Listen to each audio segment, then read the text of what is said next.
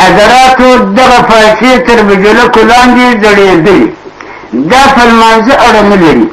دا که په لمانځه کې هم بد کار دی، ناروا کار دی، او که خارج د لمانځه څخه د بل تر لمانځه د چا وجود دغه پښې دغه پایڅې دومره اوږدې وي چې دغه بډۍ پکې کې پټې دي، دا ورته ناجایز دي.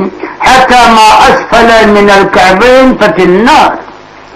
دا حدیث مقدس هم دغه مضمون دی چې هغه پایڅې یا هغه لمن یا هغه لنګ چې هغه تر بجلکو کښته وي، دغه ځان الله په اور سوځي، نعوذ بالله.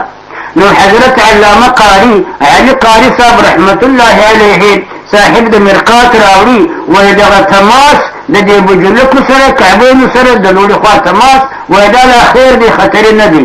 اما تر بجلکو که لاندې وي دغه نو بیا خطرې ده، دا علامه د تکبر ده، د تجبر ده. او بل دا دی چې دغسې پایڅې چې هغه ډېرې کښته تر پندو لاندې وي، دا پر لارې مردارېږي په نجاست باندې. نو هغه مقدار نجاست چې په شریعت کې عفو هم نه وي، که دونه اندازه مردارې شوې لمونځ هم د مابین ځي.